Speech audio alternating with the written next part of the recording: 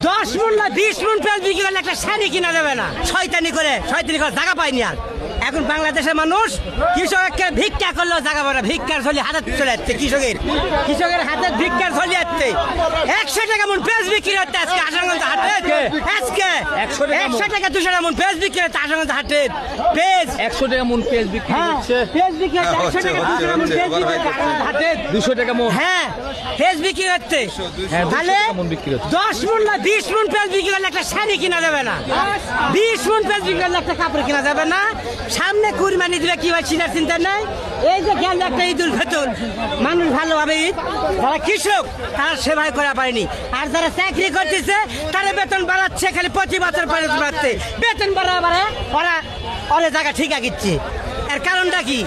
নতুন ভোট দিলে নতুন সরকার হলো হুনাল ভালাতে খালি কিছু বলা নাই। এই বিষয়টা কিন্তু খুবই মর্মান্তিক। আপনি দেখেন একটা কৃষক 1 মণ পেঁয়াজ মানে 40 কেজি পেঁয়াজ সে 100 টাকা বিক্রি করতেছে, অথচ আমরা ঢাকা শহরে তাইকা আমরা কিন্তু 40 টাকা কেজি পেঁয়াজ কিনে খাইতেছি। তার মানে 40 কেজি পেঁয়াজের দাম কত পড়তেছে? 1600 টাকা।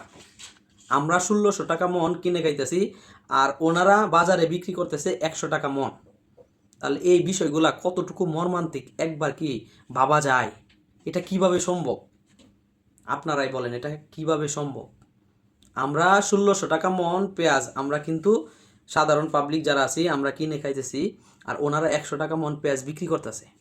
তাহলে একটা কৃষক যদি 1 মণ পেঁয়াজ 100 টাকা বিক্রি করে, সেই পেঁয়াজটা 1600 টাকা কেজি আমাদের কাছে আসে, তো সেই কৃষকটা কিভাবে সে উৎপাদন করবে, কিভাবে সে পরবর্তীতে আবার পেঁয়াজের উৎপাদন করবে বা একটা ফসল ফলাবে?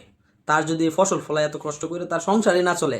এই যে মর্মান্তিক ঘটনা কাকা বলতেছে যে 1 মণ পেঁয়াজ 100 টাকা বিক্রি করি, তাইলে আমি 10 মণ পেঁয়াজ বিক্রি কইরাও আমার বউয়ের জন্য একটা শাড়িও কিনতে পারবো না। বিষয়টা কতটুকু মর্মান্তিক। তো প্রশাসনের দৃষ্টি আকর্ষণ করতেছি, আসলে বিষয়টা ভালোভাবে তদারকি করা উচিত, একদম কঠোরভাবে তদারকি করা উচিত। কৃষক 100 টাকা কেজি পেঁয়াজ বিক্রি করলে সেই পেঁয়াজ কীভাবে আমাদের হাতে 1600 টাকা মণে আসে? কৃষক 100 টাকা মণ পেঁয়াজ বিক্রি করতেছে আর আমরা কেন 1600 টাকা মণ কিনে খাচ্ছি?